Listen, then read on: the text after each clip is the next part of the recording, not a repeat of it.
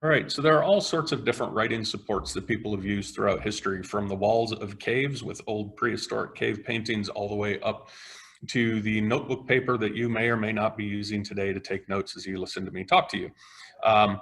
In the Middle Ages, parchment and paper, as I mentioned just a few seconds ago, were the most dominant forms of writing support, but there were all sorts of things that were used. We're going to look at some of those, but we're also going to look at some of the forms of writing supports that existed prior to the Middle Ages and that helped humanity develop its system of writing and its practice of writing from antiquity into the medieval period. One of the most common, and I'm positive that you guys will have heard of this and probably seen examples of this before, is cuneiform. Now, cuneiform translates into wedge-shaped writing, basically, is writing that was incised by a reed, someone holding a reed and pressing into a wet clay tablet. This was a form of writing that emerged in 3500 BCE in Sumeria and Mesopotamia, and it originally emerged as a pictographic system. So a single symbol or picture, a pictogram, represented a complex idea, and these would then be strung together to create more layers of meaning. Over time, this system evolved from being pictographic, eventually becoming logographic, where it was word-based, an individual symbol equated to a word, then to syllabic, where an individual symbol represented a component syllable of a word, and then ultimately alphabetic, similar to, say, thinking about our own A through Z alphabet, where a single symbol represents a letter, which is a component of broader sound and more complex sounds that are used to create words and then sentences, paragraphs, etc. So this movement over time from symbols that expressed entire concepts down to symbols that expressed alphabetic units ultimately allowed for more complex and straightforward and standardized ways of writing. And cuneiform writing really started in 3500 BCE, roughly. It persisted as an active written form all the way into the 2nd century CE. Now, the remnants of cuneiform, we have plenty of examples of cuneiform that have come down to us through history. But cuneiform was created and existed in two principal kind of formats or phases as physical objects. When they were created, and they could continue existing after you wrote a document in this way, they were created as unfired objects. So basically, you're taking a reed and you're incising letters or characters, pictograms, the earlier you go, etc., into the clay. But if you made a mistake, or if you want to erase that clay and use it again, all you had to do was wipe it down. It didn't become a permanent record and something that wasn't able to be altered until you fired that clay. Once you put it in an oven or exposed it to fire, that clay then hardens and you have a permanent document that you can no longer recycle. Necessarily, all of the documents, all the cuneiform documents that survive down to us today are fired documents, whether that's by accident or by design. If you wanted to create a permanent record, obviously you would deliberately heat it up. But a lot of the documents that we do have, scholars suspect, were never intended to be permanent records, and instead were supposed to be left unfired, but became fired and heated documents through the process of accident, so say an accidental fire, or through the process of war where a city was sacked and deliberately torched.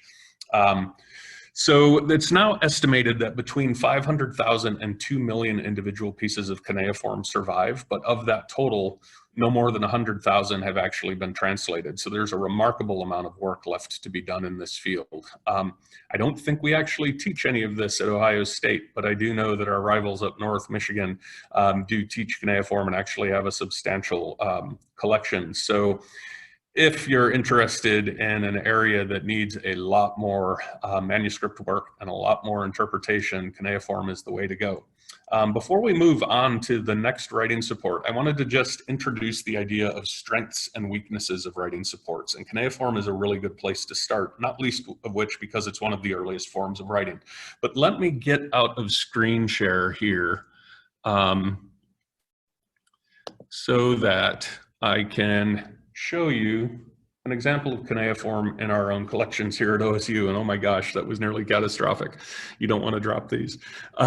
So this is the cuneiform tablet from about 2300 BCE. And you can see it's not particularly big, but it's somewhat sizable, especially when you compare it to this little guy here. And this is a simple business receipt.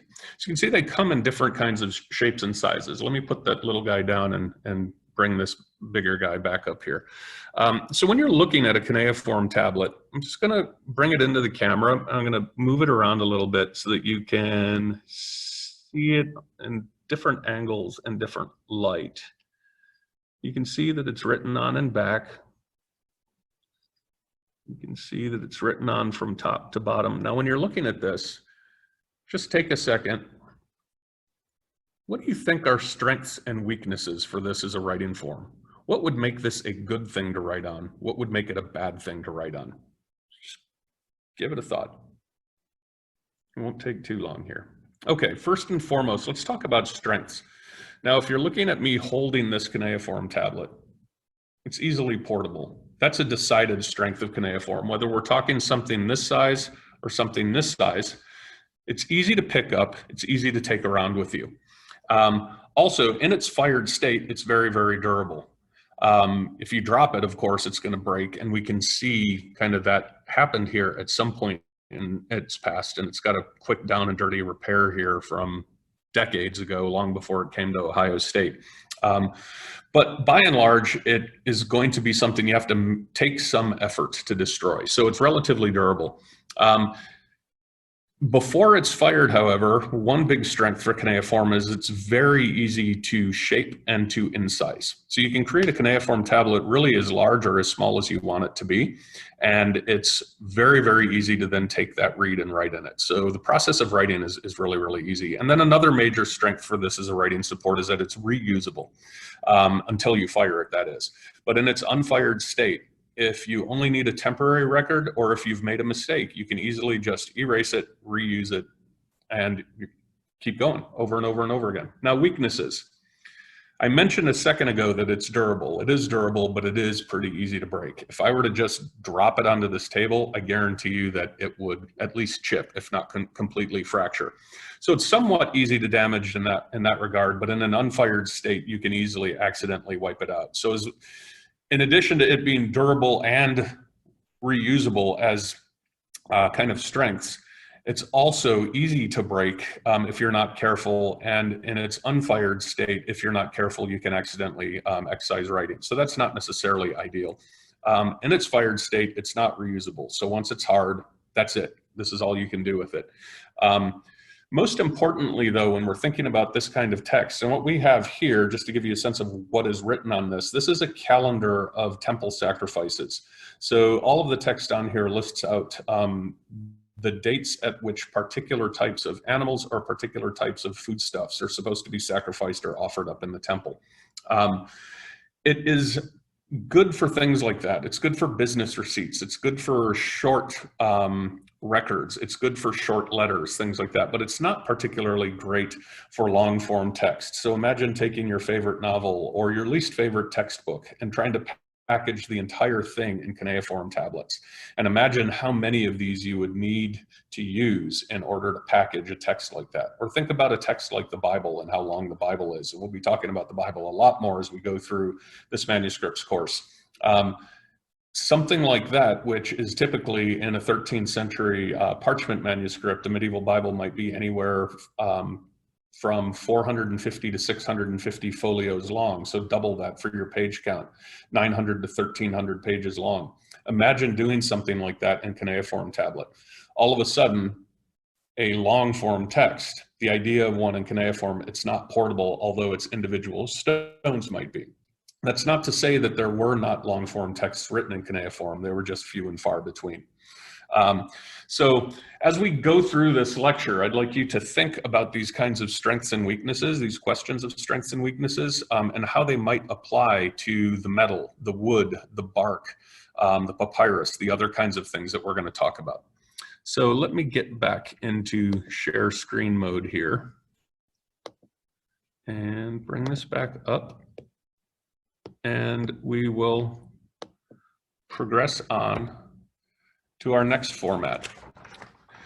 So ostraka, ostrakon, singular, ostraka, plural, are pottery shards, basically. These can also be stone chips, smaller pieces of stone, etc. But basically, they're irregularly shaped chunks of pottery or chunks of stone. And the way you would write on these, twofold. You could either incise into them, you could scratch into them with a sharp object, or as you see here, you can actually write on them with really basic carbon-based ink, a lamp black type ink, where you could take carbon particulate, like grind up a piece of charcoal, or take ash, grind it up, mix it with a fixing agent like tree resin, tree sap, and you've got a really nice, really super easy, super cheap type of ink, and you just write on top of the pottery shard. This was a form of writing that was very, very popular, or I should say a form of writing support that was very, very popular because it was cheap and plentiful. Broken pottery was everywhere in the ancient world, so why not reuse it for all sorts of different kinds of writing? It was used consistently from the antique period well into the Christian era, all the way up until we've got examples going as far as the 6th, early 7th century CE. And typically these kinds of materials, much like cuneiform, would have preserved shorter format texts. So short messages, student notes and work. My very first professional job at a different rare books library, we were very lucky. It was really neat. We had a collection of ostraka that actually preserved students' notes from a monastic school in Upper Egypt from about the 4th century. Really, really cool stuff. So student notes and work and receipts.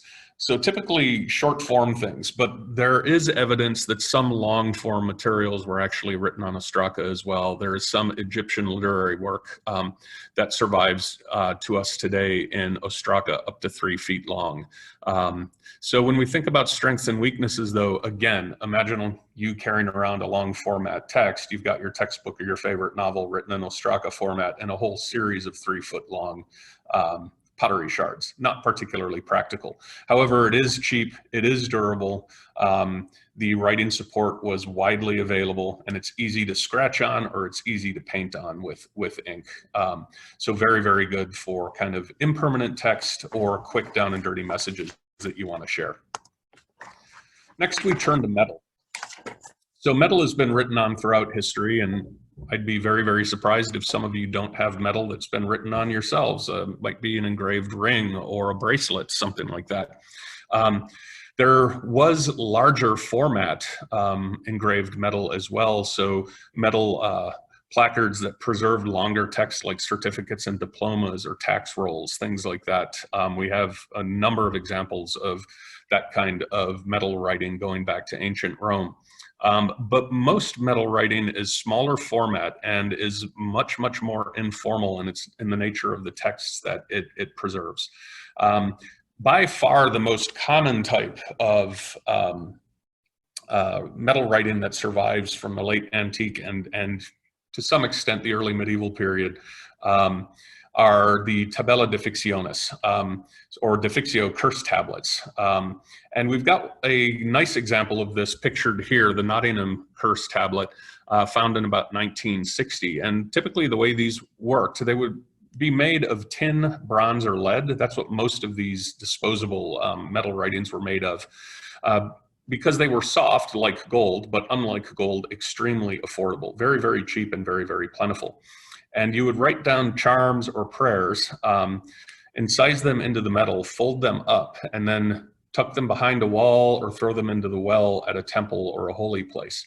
And the way that one of these curse tablets worked is they were basically transactional. You would recognize the problem that existed, and then you would invoke a particular god for help in rectifying that problem. And in the case of the Nottingham curse tablet, it preserves a really interesting text. So a man named Dignus was apparently robbed, and Dignus went to the temple of Deus Jupiter Optimus Maximus and invoked his aid in getting his money back. And the inscription translated essentially reads, "It is dedicated to Deus Jupiter Optimus Maximus, so that he may exact payment from him in his mind, memory, inner parts, intestines, heart, marrow, veins, whoever it was, whether man or woman, who stole away the 112 denarii of Dignus, and so that the thief may balance the account in a short time with his own body.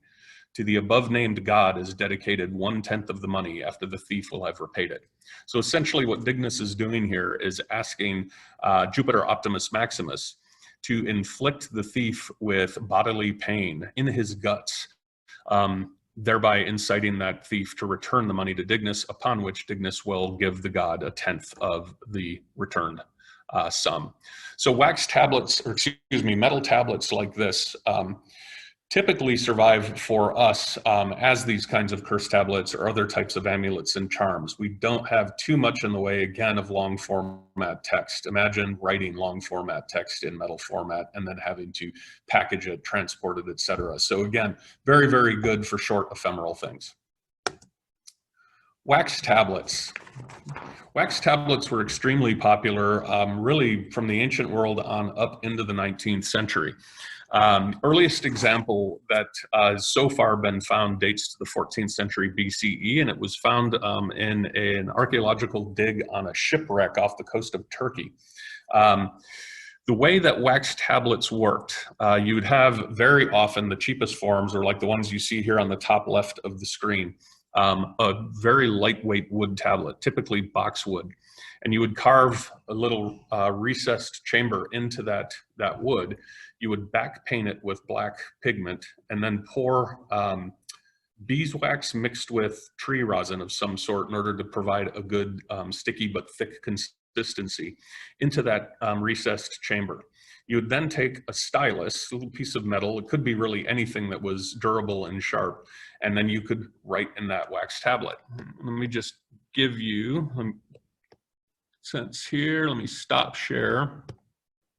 And I want to show you a couple legit styli that I've managed to collect over the years. So a typical stylus, and this is a nice long one, this is from the late Roman period in Britain. A typical stylus is going to consist of a pointy end and then an end that might be thin, but it tapers off into like a spatulate form. So something little flat and smooth.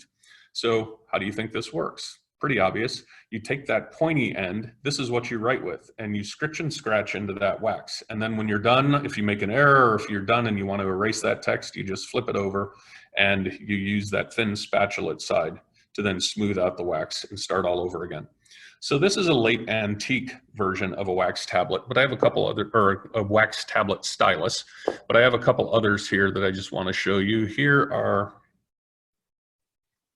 two examples of 13th century wax tablet styli, and they operate on the same principle where we have our pointy ends, but then the thin spatulate ends are very, very pronounced.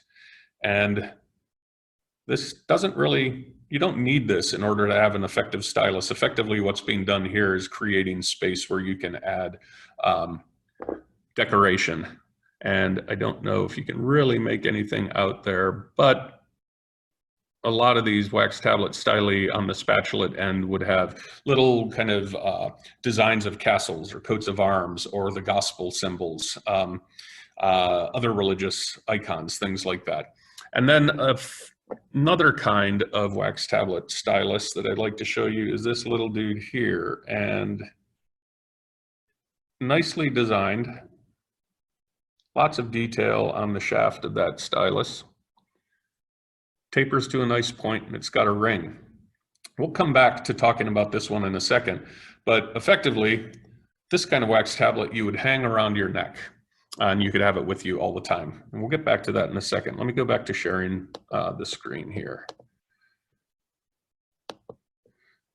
So wax tablets remained popular all the way through the Middle Ages and up into the 19th century. So some of the more famous 19th century uses include Napoleon's armies. Napoleon employed wax tablets quite a bit in order to send military dispatches around.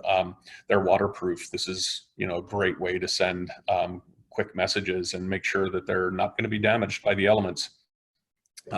Similarly, because of their waterproof nature, the fishermen in Dieppe in France used these in order to record daily catches all the way into the 19th century.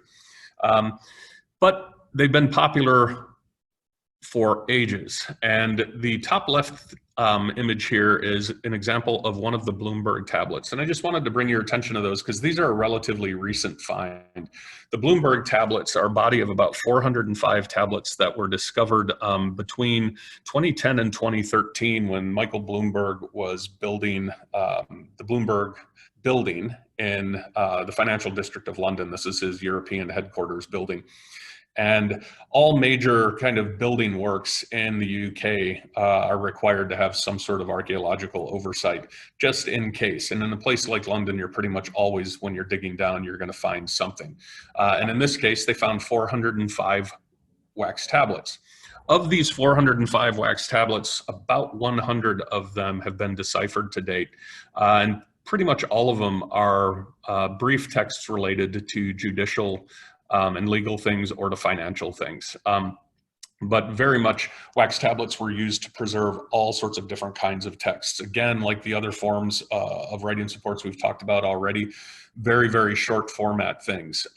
In the Middle Ages, wax tablets were predominantly used as notebooks and kind of rough draft materials.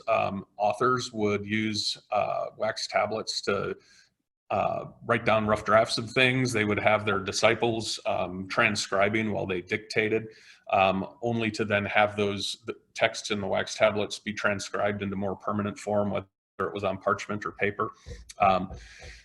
They were used to compile lists. You could get quick down and dirty business receipts and transactions recorded that way. And often artisans and architects might use wax tablets in order to kind of sketch out rough drafts of designs that they were considering adding to medieval manuscripts or to create stained glass or architectural decorations. At the bottom right of the screen here is a great example of a medieval wax tablet. Dates from the second half of the 14th century and was found during the Swinegate dig in York in northern England. So this was discovered in 1990 when a portion of town inside the city walls, a portion of the medieval town, was being redeveloped into a commercial district. And this tiny little packet of 8 tablets measuring about 50 by, each tablet was about 50 by 80 millimeters, was found. And all 8 of these tablets were tucked into a little leather pouch. And the tablets don't preserve a single type of text. It's really interesting because it shows us the diversity of things that were packaged in wax tablets during the Middle Ages. Included in the Swinegate tablets were account notes, a legal document, a love poem in Middle English, and a shopping list. So some really, really diverse things that were thrown in there. Scholars who have worked a lot on the Swinegate tablets think that there's a strong chance that these tablets in this little pouch belongs to an apprentice or someone younger who was tasked with running around town doing various errands for a business. And one of the things that would be interesting, but they haven't found, is the stylus that could very well have accompanied this tablet, this set of tablets back in the Middle Ages. So they're pretty certain that these tablets were actually strung around someone's neck and it would have fallen off and been lost. This is how it wound up coming down to us. But it was common to have these little tablets in kind of these necklaces that would hang off of your neck. And very much so, one of these medieval ring styli could have been used to help write out what's in the Swinegate tablets. So wax tablets, extremely, extremely popular writing supports in the Middle Ages, and they're also kind of analogous to the codex format or the book format that we're now familiar with. You could take these thin wax tablets, and as you see in the top right image, you could bind them together. So this is what's called a diptych, but you could also form polyptychs. A diptych is just 2 tablets bound together at close, but a polyptych consists of more than 2 tablets.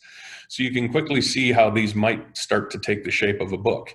If you wanted to, you could start packaging longer text in here, but still, you're not going to be able to write really long books in this wax tablet format.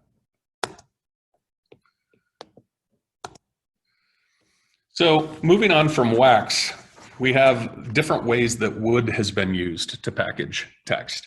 So similarly to wax tablets, wood tablets like what we're looking at here, one of the Vindolanda tablets, could have been used in codex format. You could have taken these thin strips of wood and drilled a hole through the edges and bound them together to create longer form texts. Very often, though, we don't have wooden codices like that have come down to us. A perfect example of what we do have that survives, though, are the Vindolanda tablets, a group of about 1,300 individual pieces of wood writing. Each one of these is roughly postcard in size, so about 4 by 6 inches, and they measure anywhere from about 0.5 millimeter to 3 millimeters in thickness. These were all found, continue to be found, for that matter, up in the old Roman fort of Vindolanda along Hadrian's Wall in the north of England. They all date from about the 2nd century, so they're a little bit later than the Bloomberg tablets, which are all from the second half of the 1st century. And together, the 1,300 tablets package all sorts of different kinds of writing, but again, as you might suspect, ephemeral kinds of things. So there are military records and military reports. As a major fort on the northern fringe of the Roman Empire, you could imagine quite easily how the military commanders there would have been requesting supplies, sending back reports of patrols and activities, sending back disciplinary reports, requests for troops, requests for all sorts of things. In addition to that, we have commercial records and business records from the merchants there. We have accounts of slave trading that was happening there, and the arrival and the departure of slaves, the selling of slaves. And we even have things that give us a slice of daily life in Vindolanda, like this tablet pictured here, tablet 291, which is a birthday party invitation. In addition to preserving a memory of what was happening in Vindolanda, however, this group of tablets also preserve a broader picture of what was going on in the Roman Empire during the period, because many of these tablets are actually letters that came from other parts of the empire, like Greece, Rome, North Africa, and the Near East. So we get a sense of how these tablets could be used for all sorts of purposes. And again, in thinking about strengths and weaknesses, they're big enough. Think about a postcard. You can actually pack a lot of information into a postcard-sized space. But in addition to that strength, one of the nice things about these kinds of tablets is you could easily erase them and reuse them by simply sanding them down. Not many of these survive today. The Vindolanda tablets and even the wax tablets, the Bloomberg tablets from the previous slide, only really come down to us because they were preserved anaerobically in really wet soil. Otherwise, they decay because it's all organic material. Other types of wood writing, we've got the use of tree bark. Tree bark is exceptionally easy to retask as writing support. You simply have to peel it and then you can trim it. Now, it's certain kinds of bark, of course, and birch bark is one of the best ones. It's thin, it's fibrous, and it's durable. We're not really going to talk much about birch bark here because my colleague Pasha Johnson, the curator of the Hillendar Research Library, she's going to be talking at length about the Novgorod birch bark manuscripts when she gives you her guest lecture in October on Eastern European manuscripts. But I wanted to give you a little teaser for that, and I thought this is a great image. The birch bark manuscript pictured here is actually a child's school exercise. So we'll learn a little bit more about those later this semester, but I did want to draw your attention to the fact that bark manuscripts were not strictly a European thing. I want to stress that while our class is largely centered in the Western European Middle Ages, all of the forms of writing support that I'm talking about here have been used the world over. Some of the most famous bark manuscripts that exist today are in the pre-Columbian Central American codices of the Aztecs and some of the affiliated tribes. We do not actually have a lot of these that survive today, but we know from meticulous historic records kept by the colonial Spanish that there were lots and lots of these manuscripts at one point. Unfortunately, the records that preserve the memory of these physical codices do so by telling us about the systematic efforts that the colonial authorities made to identify, locate, and gather these manuscripts simply to destroy them in order to erase cultural memory. Those that do survive are, I think, in most cases digitized at this point, and I would strongly urge you to take a look at these. They're remarkably interesting. In addition to being on bark very often, They were strung together and bound in accordion style format. So unlike one of our books, which you would open and kind of riffle through and turn pages, these you read from right to left and they fold together. So as you unfold with one hand, you're folding back with the other to create this kind of accordion movement as you work your way and read through the book. This format effectively made it possible to capture all sorts of long-form text. So the pre-Columbian Central American codices are full of interesting information that give us a great understanding and awareness of the indigenous history, religion, medical practices, and literature that existed prior to the Spanish coming. Unfortunately, again, not many of these survive, but what is still around really testifies to an extremely robust book culture in Central America prior to the Spaniards arriving. Another format of writing in wood are rune sticks, and this is simply taking a piece of wood and carving Scandinavian rune alphabet and rune words into those sticks. Prior to about 1955, it was believed that rune sticks were largely a form of writing support that had died out prior to the late Middle Ages, and that they typically only preserved extremely short form texts, like identifying text saying like, this box belongs to Eric, that kind of thing. In 1955, however, there was a big fire in the city of Bergen, and as a result of that fire, 700 rune sticks over the last few decades have been discovered. And these have really opened our eyes to how diverse the world of rune sticks was and how long this tradition actually continued. These date well into the 14th century, and they cover all sorts of topics, from correspondence and letters to business receipts to even short form poetry. So rune sticks were a pretty vibrant way that people in Northern Europe were packaging their texts. Unfortunately, we don't have any rune sticks, but I am going to show you a tally stick. A tally stick, you've got 4 of them pictured here, the 13th and 14th century tally sticks.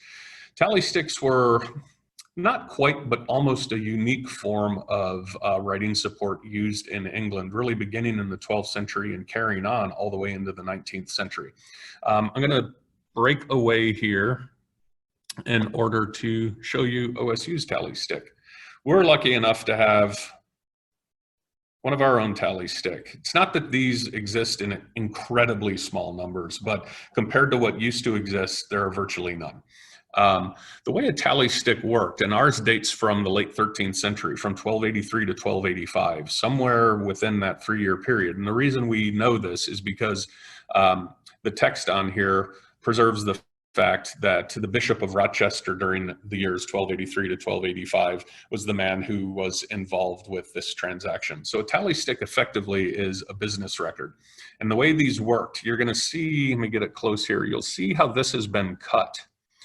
Prior to this being cut, however, this would have been a full stick. So imagine that stick being slightly wider than what you see here. Now imagine you and I are going into a business transaction and I'm selling you a parcel of land. Our names are going to be recorded on this stick, as well as the name of the parcel of land, or a very brief description of that parcel of land is going to be recorded here. And then the financial investment, the money that's changing hands as part of this transaction, is going to be recorded in these notches here. So in this case, what would have happened if this were our transaction, we would have had a whole stick. We would have written on one side, written that same text on the other side, and then carved these notches across the edge. And in this case, the bigger a notch is, the larger the denomination of cash that you're talking about. So here we have 1, 2, 3 somewhat large notches, followed by 2 small ones, testifying to the fact that this transaction was 3 shillings, 2 pence. That was the extent of the money that exchanged hands here. Once you've written the text on either side and then carved the notches in, you would then cut down into the stick and split it. I would keep one of these, the other would go to you, and we would have these as our receipts of the transaction. We could then, if there was, say, down the road, some sort of legal contest related to this land, I'm not remembering things the way that they actually transpired, and I'm saying that, oh no, you actually owe me more money, or the land that we agreed to exchange actually has different boundaries than what I expressed. One of the ways that this served was as a security device, and you could slot these tally sticks back together where the notches would line up and the cut would line up perfectly. Now, let me move back to share screen here. So I mentioned that there are plenty of tally sticks that still survive, but that the vast majority of these things are now gone compared to what was originally produced. As I mentioned, these started getting produced and used as a note-taking method, or not a note-taking method, but financial receipts taking method or recording method back in the 12th century, and carried on up through the Middle Ages and into the 19th century. And let me move on. There we go. And what I'm showing here is basically the apocalypse of the tally sticks. So in October 1834, on October 16th, 1834 to be precise,